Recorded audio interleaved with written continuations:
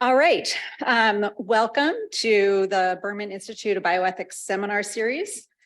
I'm Deborah Matthews, and I am delighted to be able to introduce our speaker. Laurie Badzek is professor and dean of Penn State's College of Nursing. She's an attorney, a nurse, and an educator who specializes in genomics, education, and competency, healthcare ethics and law, nursing practice, and ethical decision-making. While she was director of the American Nurses Association Center for Ethics and Human Rights, she was instrumental in revising the American Nurses Association Code of Ethics. She received the American Nurses Association's Leadership in Ethics Award, and also quite familiar to this audience, was elected as a Hastings Center Fellow in 2021. Please join me in welcoming Dean Badzek.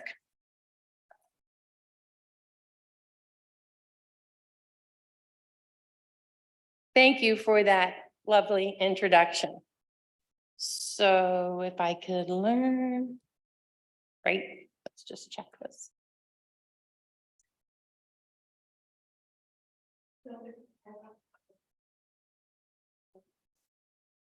Excuse me.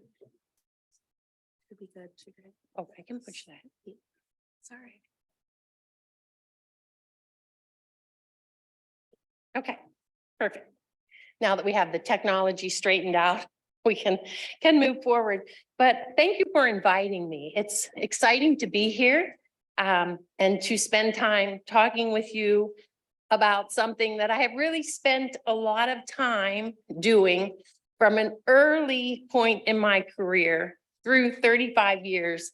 And so I call it failure or full circle, because today I'm going to talk about decision-making capacity and surrogacy. And so early in my career, I was a nurse. And so we'll follow the little story of me, because I think it's good when you're going to hear someone's sort of full circle story to know their full circle.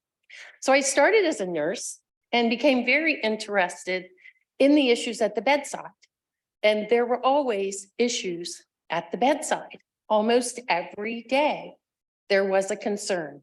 And so as a nurse, I became very interested in what I now call learning the narrative, hearing the patient's story, and then trying to act on it in ways that I thought would be helpful to the patient and to the patient's family, because of course in nursing, we see beyond the patient to the other issues that are happening in their lives. As I moved forward in my career, I had a little trouble getting into a nursing program where I didn't have to wait. And as a young person, I was very impatient. And I didn't want to wait a year and a half until I could get into the next class for my master's in nursing. So I decided to go to law school. You know, I'm like, okay, what else does a nurse do who's sort of interested in ethics and wants to broaden her perspective? So I decided to go to law school, and lo and behold, it was very easy for me, not for everyone, but for me to take the test, score well, figuring out who got off the elevator when. And if you've ever heard anyone talk about LSATs, it's a little bit of a crazy test, but I did very well. And I was in law school in no time. My problem was when I got to law school was I didn't have time to be there full time. So I had to apply and become a part-time student, which was going to take, instead of 3 years, 6 years, but then I could keep working as a nurse, which I needed to do. Well, I finished law school in 4 years. And by the time they figured out I was taking everything out of sequence and just taking what fit my schedule, it was too late, because I had passed all the courses and actually graduated at the top of my law school class. And I went on to work as an attorney at a place called Steptoe and Johnson. You might be familiar with it. It's a rather big law firm, has ties to Washington, D.C., but I was in West Virginia working there and working in their health law division. But I didn't stay there very long, because I had been invited to go to DePaul University and enter into an advanced law degree called an LLM, a legal master's. So we don't necessarily do everything in the right order in law school. You get your doctorate and then you go get your master's. And I didn't realize when I got in that that also was very challenging and not everyone got invited to go. But I had delayed going because I wanted to practice in the law firm. But all of my colleagues kept saying, no one has this policy and ethics degree. We could really use that here. So after a year of practicing law, I packed up my law bags. I went to Chicago and I got a degree in policy and ethics, was really most important to what I have gone on to do now. But while I was there, mostly because I'm probably on the A scale versus the B scale, I thought, well, maybe I'll get that master's in nursing while I'm here too, if they'll let me in. And lo and behold, they were very excited for me to come and do that program at the same time. So I went there and spent all of my evenings downtown in the law school and some of my afternoons in the nursing school and vice versa as the courses would be, and finished both degrees there. At that point in time, I thought I was headed back to my law career, but academia intervened. So the dean from West Virginia called me back to my home stomping grounds. We really need someone to teach policy to our doctoral nurses. And that was the beginning days of what's now called the Doctor of Nursing practice, where we were starting to infiltrate information into master's programs that then became doctoral programs for advanced nurses who were going to remain in practice. So I started teaching policy and ethics to nursing, and then I got the academia bug. Because once you get started down a road of exploration and research, you really become entwined in it. And so while I was there, I hooked up with some people whose works at some point in time you may read. Alvin Woody Moss has done a lot of work around advanced directives, patient decision-making, post and post forms. And he also was the head of the ethics committee. So he's like, oh, we need nurses on the ethics committee. You'd be ideal. You can recruit nurses for us. And so I went down the road to being an ethicist and actually ended up being a full-time ethicist as part of my academic career at what is now the WVU hospital system. So they have multiple hospitals, their children's hospital, psych hospital, and then of course their tertiary care center, cancer hospital. So I was all over doing ethics for a number of years, on call, with another person named Jackie Glover, who's now in Colorado. Some of you may know her as well, or her work, who was a pediatric ethicist. And we had a wonderful time for several years. Trading off call 24/7 every day of the year. One of us was covering for multiple years until we gave that up and moved on to other things.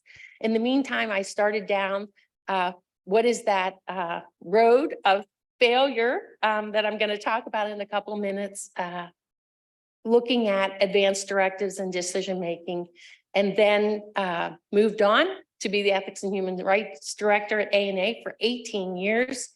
Created 2 iterations of the Code of Ethics for Nurses. They're getting ready to review that again now.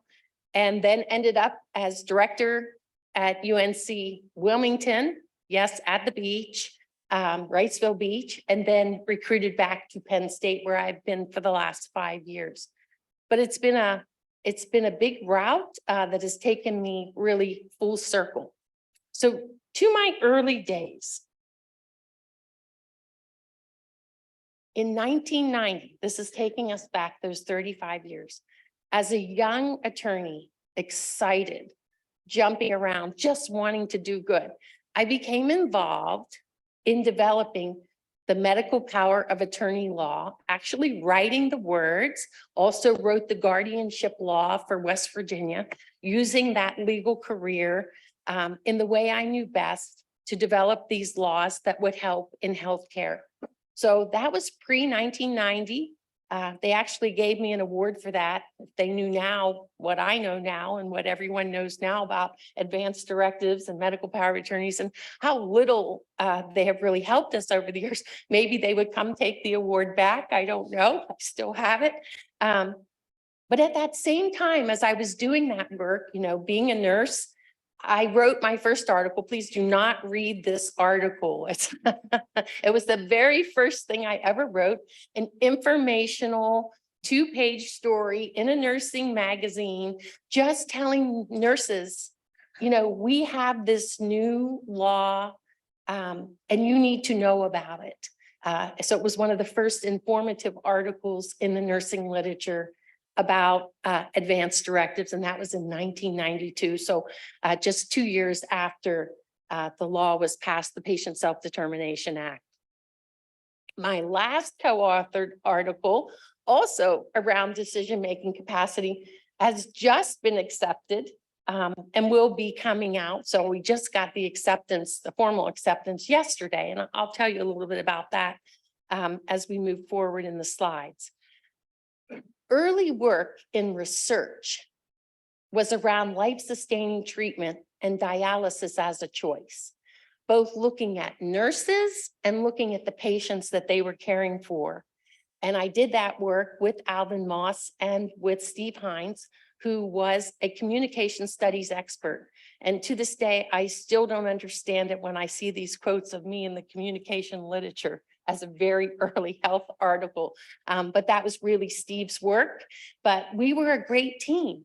And back at that time, we were a multidisciplinary team working together in healthcare. And so we were pretty amazing. And we did a lot of work and published a lot of articles. And then we even moved into the era of the post, where you have those physician's orders for treatment that existed between the hospital and the nursing home, and in different areas, so that patients didn't have treatments along the way that perhaps they didn't want. I also dabbled a bit in mature minors and looking at decisions and decision-making for those who were, under the age of maturity, and posted some articles about that. Then I moved away for a time because I was really heavily vested at the Center for Ethics and Human Rights at ANA. And so I was dealing with all kinds of ethical issues across the span of nursing. But one theme through 18 years never left. There were always issues in patient decision-making and end-of-life care. Every year we kept track of what came into us. And every year when we reported out to our board of directors for that center, we always had end-of-life exemplars issues that nurses were facing. And I think they still face them today. They haven't gone away. There are still issues at the bedside, and they just continue. I dabbled a bit, not by choice, but I got dragged a little bit as the ANA director into the ethics of genetics and genomics. It was genetics when I first started. I did post an early article that if any of you are interested, I'm happy to help you to redo it. It needs a big update, and a lot has changed, including we no longer say genetics and genomics. We mostly just say genomics. Leaving genetics for those very specific things. But anyway, and I continue to do that work today. We've moved that work to international work in nursing, trying to help other countries to not recreate what the US and England have created in terms of competency for nurses in genomics. So I spent a little bit of time there, but then came full circle back 5 years ago to the work I had done at the very beginning of this list. So I came out of my very first meeting as a new dean, visiting the Hershey Medical Center, and ran in to a gentleman, Michael Green, who will be listed on these next series of studies. So Michael was part of the humanities group at the Hershey Medical Center, and we're very proud of that group. And I learned today we're going to have someone coming to that group from here. And so that's exciting to me. And he stopped me and he said, Dean Badzek, can I talk to you? We have read your work as part of what we have been doing for years. He proceeded to tell me a little bit about his work and his study, which he was very excited about, had just been published, and asked me to join them. And so I said to him that very day, I said, so you're telling me I'm a failure? You're still working on exactly what I started working on as a very young nurse in my career. And here I am, gone full circle and coming back to the exact same issues. And he said, you're not a failure, or I would be too. And exactly, we want you to come and help us to think through and move towards something that could be innovative or different in the future. And he had a lot of ideas and they wanted to sort of bounce them off of me. Well, that started me down a new road that I've now been going down for 5 years with all of them. And their work and the work that they brought me into started with this randomized control trial. So this trial, which took them quite a bit of time to complete, and that I can take no credit for, except for that I've done much of the work that's come after it with them, was a 2x2. So it was a 2-arm with 2 groups in each arm, randomized controlled trial. And what they did was they brought pairs in, patients and their decision makers. So both arms were made up of these 236 pairs that they recruited into the study. And from those pairs, in each group, they divided them again.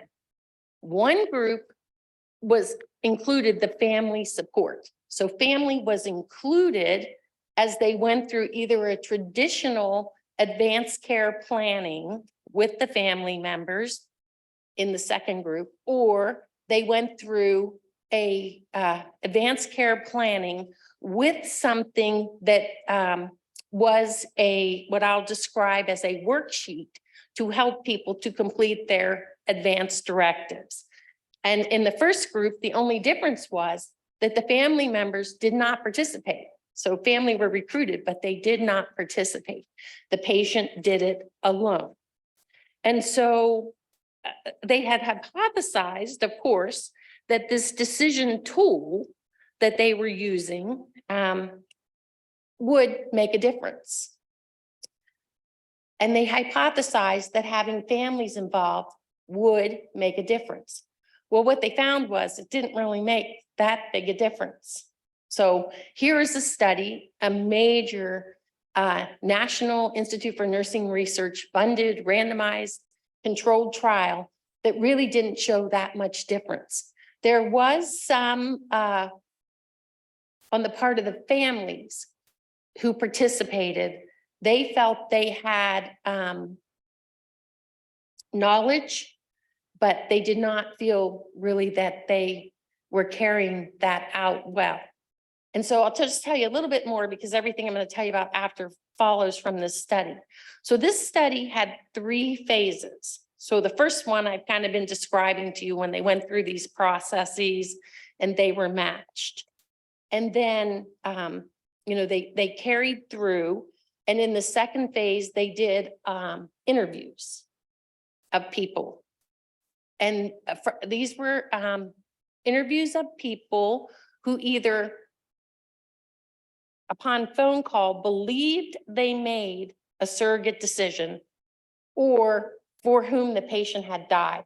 So we could find out, what the end of life situation was for that. So that's the second phase. And then in the third phase, we took that down even further to a smaller group and had them come back and do some more assessment tools and interviewing with our group. So 3 phases that these next studies are going to take you through. So one of the first things that I got involved with them doing was an article that came out in October of 22, where we took these smaller groups of transcribed interviews and we went back and they asked them to fill out some additional assessments. Now, these are the decision makers that they talked to and that they brought back in. And so it ended up being a pretty small group, but it was determined, that this group was sufficient, to draw conclusions from. And so we were looking at personality, and what we found, again, nothing really remarkable. So yes, personality was in play, but there was nothing new to learn. People who were neurotic were nervous. and had anxiety associated with decisions that they either were actively making or that they made. So it was exactly what we expected. People who are kind of open communicators and deciders did better, felt they did better. So all the personalities that we looked at, we used the Big 5 personality test. There was nothing unique there. But what we did learn from that was that perhaps, in the aftermath of decisions, there were many that said, maybe I didn't do the right thing at the final moment, did I really carry out what they wanted? And of course, people who were neurotic or, had other personality that lent them to be more anxious were still struggling with some of that. So maybe as we think about our future interventions, we really do need to be mindful, of the person that is making those decisions, or that as, healthcare providers that we're working with, because they may experience feelings or trauma associated, with these decisions longer than others would. So again, sort of incidental finding to the big study. Another piece that came out, and I really want to credit both Michael Green and Ben Levi and Lauren Van Scoy, who is just an amazing ICU physician who's joined this group as well. And we have a large group. If you go back to that first study, you'll see there's a laundry list of names of people who were involved, because that study was not just done at Hershey Medical Center, but was also done in Boston at Brigham and Women's, pardon me. So, there were a lot of people involved in these studies, but Lauren is a really great qualitative researcher. And as a nurse and someone who was focused on the narrative, I've really enjoyed doing these studies, which were much more qualitative in nature, going back through interviews, talking to people, transcribing, and then, going through the process of culling out the data. But in the conceptualization study, we began to discover by talking to these surrogates that maybe there was a lot less clarity around what was a surrogate decision and what was advocacy. And so when we asked them to define it, I'm going to read you like the 3 most popular definitions, and you're going to see exactly what I mean, because you're going to hear me repeat myself. So when we asked them about the most common definitions for a surrogate decision, they said, well, that's acting as the final decision maker. Or they said, that's doing what's best for the patient. Or it was making decisions on behalf of the patient. So that's surrogate decision making. So then we said, well, what's advocacy to you? And they said, oh, that's doing what's best for the patient. And then they said, well, that's respecting the patient's wishes. And they said, that's providing support. So as you can hear, when we created these themes, the same themes appeared on both sides of the equation. And so then that took us to the next step, which was Bronson Kunzler's article, and he was a medical student. He's since graduated right after this was accepted. And I'm going to talk more about this to the people who are going to have lunch with me after a bit. We'll talk about this in relationship to, what's out there in the literature now. But we did identify in that part of the analysis that advanced directives, even though we didn't really see them as being that helpful to actually having concordance or to the efficacy of the decisions that were being made, what we did see was that when we talked and transcribed from the 120 that fell out as having made a decision or having believed they made a decision, and those who had someone who died, as we transcribed through that, we found that those decision makers, or those that remained in that group, those 110, they did see advanced directives as helpful. So they said things like, there were multiple ways that having an advanced directive was helpful. They said it helped them in iterative discussions. It helped them both advanced directives and these advanced care planning discussions that they had along the way made them feel more prepared.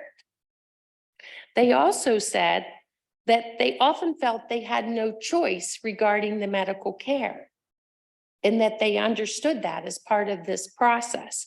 And finally, they said, when there were negative emotions expressed, the most common themes they saw were regret or second guessing. Now that tied back to our personality paper, which actually got published first, but we were working on it at the same time. So there's congruence, at least between our articles, if not necessarily between the decision makers and those patients they were making decisions for.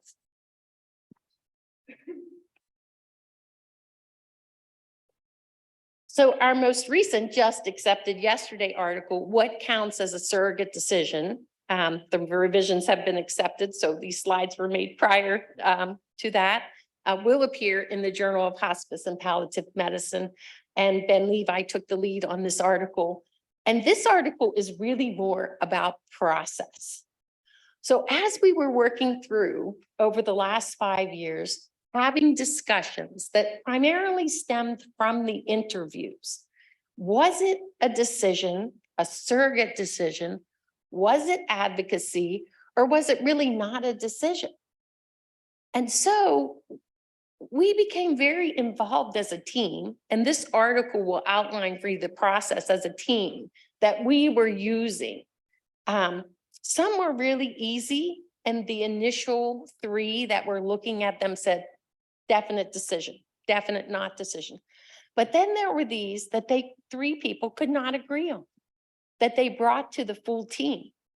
And we found it was not that easy to figure out what was and what was not a surrogate decision, and that we ourselves experienced some conflict around what may have been or not have been a decision and the processes that we went through. And so 114 of the 120 were able to participate in this piece that we were doing. Excuse me. When we look back at the interviews, and it was difficult because we really couldn't clarify some of this. But what we found was that there were basically 5, well, really it was 6 different categories that we outlined as we were going through. So this is the researchers. So number 1 was a spokesperson decides on behalf of a patient who lacks decision-making. That was 1. 2 was a spokesperson decides on behalf of a patient who has decision-making capacity, but whose concerns or wishes are being ignored by the healthcare providers. A spokesperson decides on behalf of a patient who has decision-making capacity, but cannot effectively communicate with their healthcare providers. A spokesperson voices the decision the patient made, but the patient cannot clearly communicate it to the providers. A spokesperson confirms a decision that the patient made, or a spokesperson shares the patient's prior decision after the patient loses decision-making capacity. So again, you almost have to read these to have the clarity around the little nuances about whether they had decision-making capacity, didn't have decision-making capacity. And then if you read this new article when it comes out, there are examples of the language because these are qualitative in nature. So as you read each one, you will be able to clearly see this. But I share those categories with you just to show you how nuanced this became for us, the researchers, to say, wow, this is really complicated.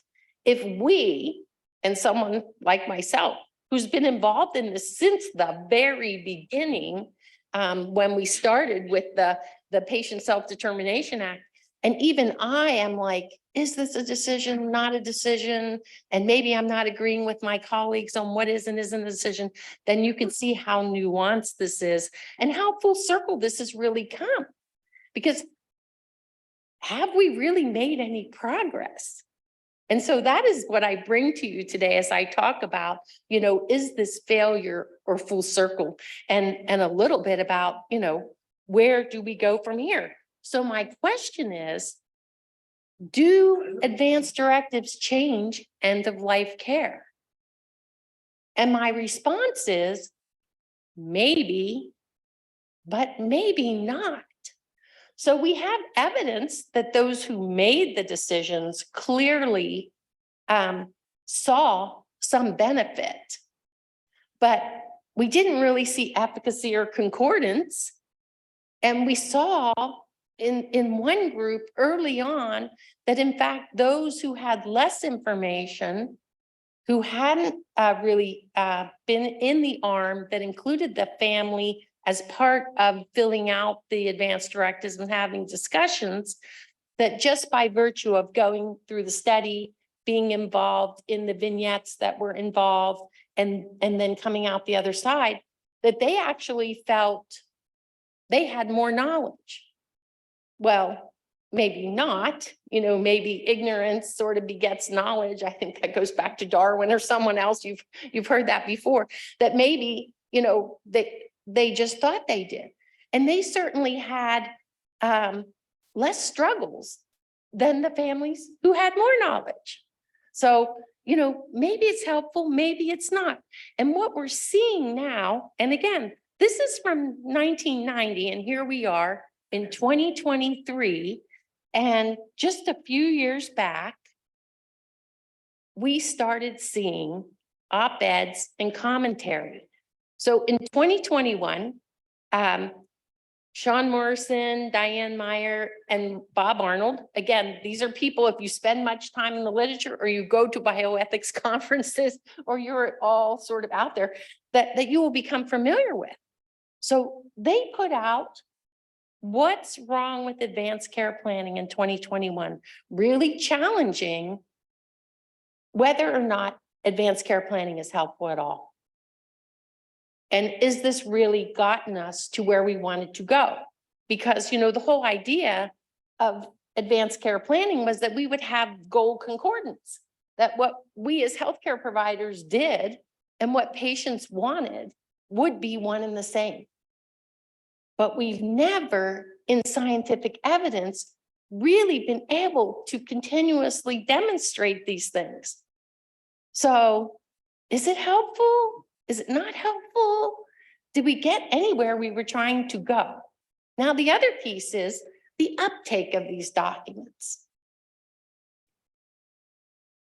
Who do you think completes most of these nowadays?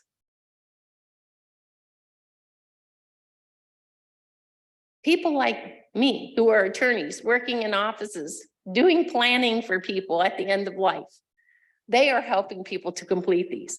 In the early days, these were being completed at the bedside as people came into the hospital, in doctors' offices when they were at-risk patients. That's really not as much the case anymore. And I've had occasion with my family to be in the hospital a number of times, and pretty much the only thing they ask you anymore is the basic question from the Self-Determination Act. Do you have an advance directive? And if you do, and it's not in our chart, will you bring it in? Which of course probably doesn't happen in most of those instances and isn't helpful in the moment. So more recently, in October of 23, I just read another commentary by Susan Hickman and her team in the Journal of the American Geriatric Society. And Susan Hickman, I worked with her back in, I guess it was the mid to late 90s, when we were talking about post forms and post forms. She was out in Washington, part of that group that was creating that. And so I had some work that intersected with her. So it was interesting to read this piece put out by her and her team that really talks more about sort of what she describes as sort of an umbrella care. And I would encourage you to look at that article if you haven't already, because she really talks about creating a new framework and reflecting, upon an updated focus that's more on preparation for communication. And remember, I talked to you about our studies and the types of people who are making the decisions and, what happens, to someone, say, for example, who's neurotic and how nervous and how they carry that on. So she really wants to look more at communication and to look at medical decision-making and advanced care planning as part of a continuum. And so these are both very interesting commentary that really call into question, how successful all of this work has been. And certainly, I want to encourage those of you who are young in career and choice of topic, pick something you're really passionate about. I was really passionate about this in 1990 when I was writing these laws and fresh out of law school. And I was really passionate about this when I was interviewing dialysis patients and talking to dialysis nurses about their thoughts about, the different paths that patients were choosing. If you're already on dialysis, you've already chosen a life extending treatment. And then, what are your choices to get off of it and how nurses felt about it. And then I was really passionate, as a ethicist when I was running into these, children who were really more mature than their parents in saying what they did and didn't want to do. And I was really passionate, as I tried to resolve those different issues that nurses were sending in to the ethics center about the issues that they were facing, or when I was at a conference and I got pulled aside by someone, or I got that phone call at night from a nurse, what do I do about this? Or even from doctors. I even got phone calls from dentists, believe it or not, asking questions, about ethical decision-making and what they did. But here I am still doing the same work. Failure or full circle, I'm still passionate, but it is a lifetime choice. So choose well as you're looking at what you want to do. So that is part of my advice to you that I think is advice that you really should listen to. Do something because you really care about it, because you think it's going to make a difference, because lo and behold, 35 years later, you could stand in front of an audience and say, did it make a difference? Maybe. Maybe not. So where does that take us to? Well, it takes us to my backyard. It's a bear. I'd never had a bear in my backyard until I moved to Pennsylvania. And this bear decided he really wanted my bird feeder, and he did get my bird feeder and destroy it, but that's okay. we were not going to try and stop him. But I think what it tells me is it wasn't an easy topic to dive in and think we were going to solve with some legal document that enabled people to say what they wanted years in advance without conversation. And I do think it takes me back to my roots. What got me here? It was me, the nurse, the narrative, the conversation at the bedside, talking to patients and families about their desires. But I think there's still a future. And perhaps someone in this room will help us to get out of the circle that we're in and find a new, novel, inventive way of really getting the goal, which is concordance between what patients want and what we do as healthcare providers, and in particular at the end of life when these things come so into focus. So it's a bear, but I don't want to end sort of on a down note that, wow, I really have failed and I need you to do something to help get me out of this. Although I'm challenging you to really think about what are the novel and new and inventive ways. So our team has started on something that someday perhaps I'll come back and talk a lot more about. And that is creating something new and novel And we call it a serious game to help people to think about through a fun mechanism. What are the characteristics? Who are the people that you might need to make decisions in your life?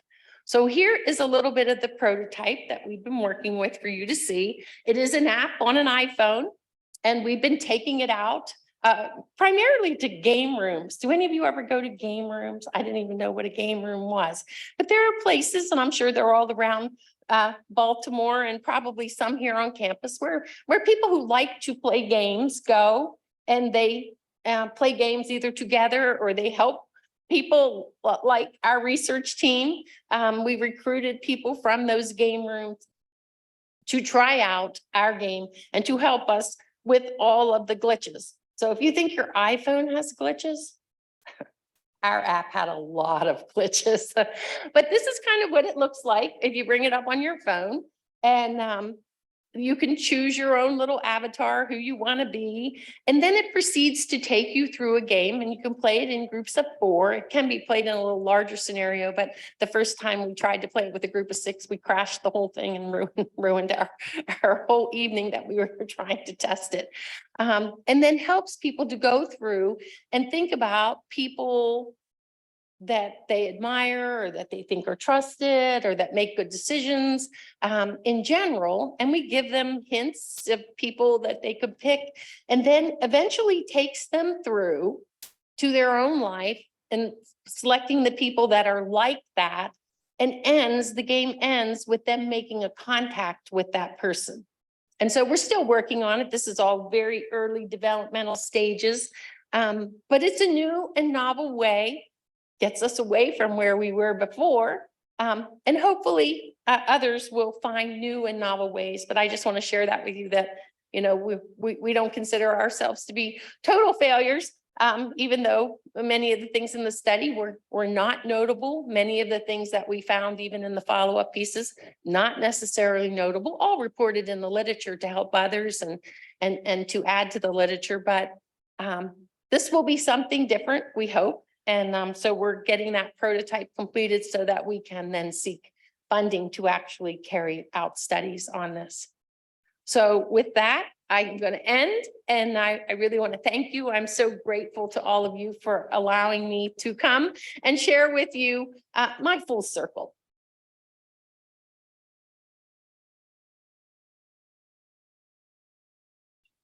We have a question.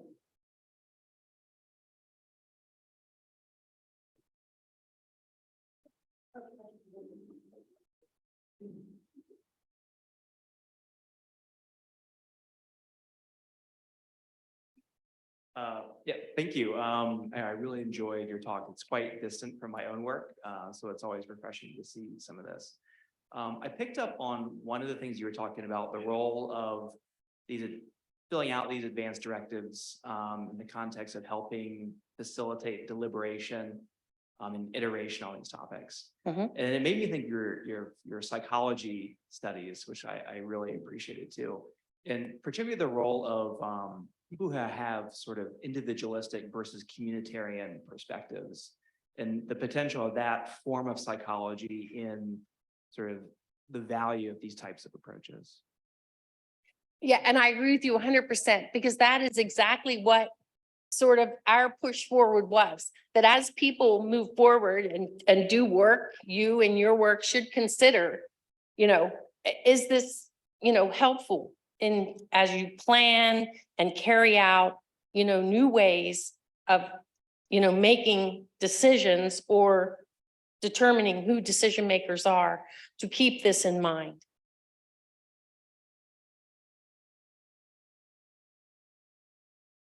Hi, thank you. This talk is really interesting. And one thing, I guess I was just curious, and maybe it's a suggestion.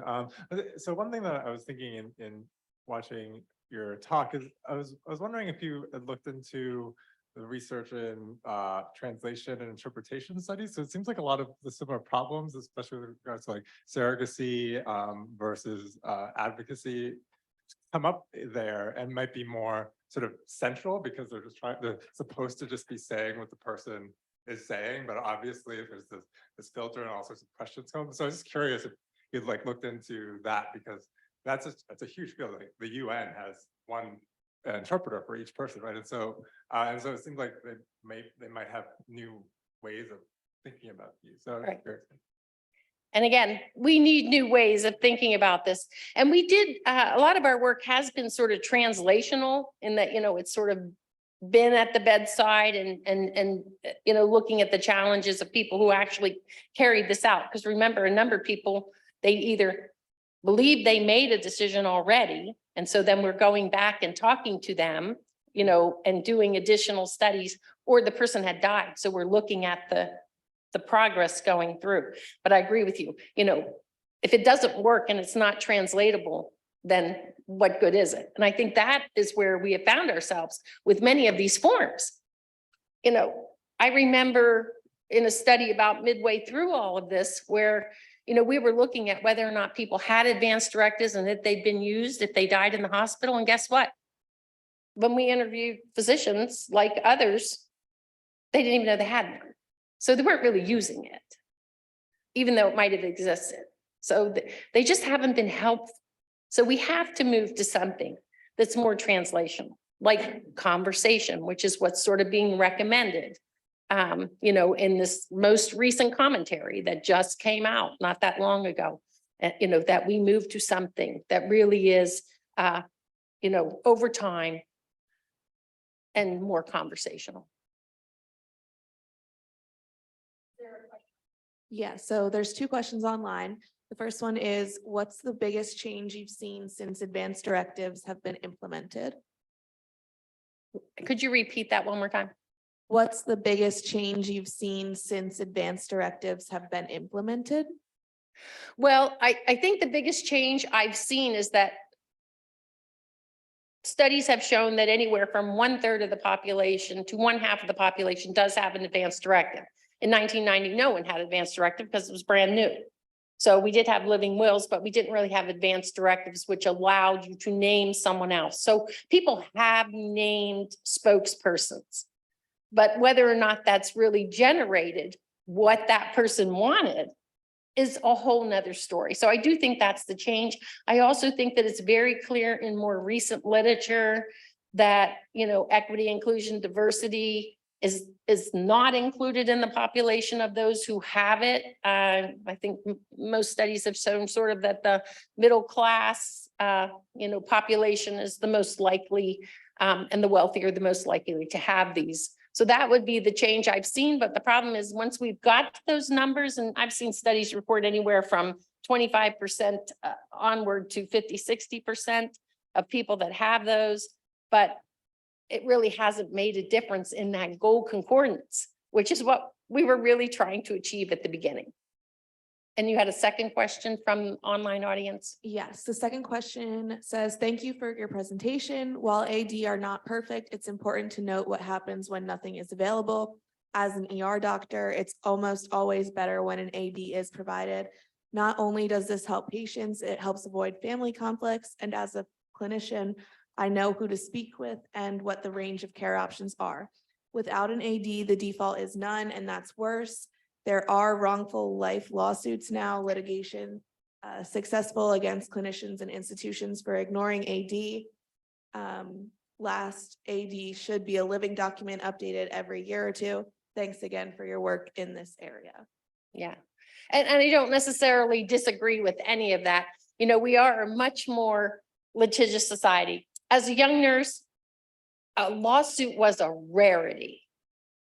Now, it's happening all the time. There's almost nothing that we do that we don't question, am I going to, be responsible for this action that I'm going to take? And it's become a very litigious society.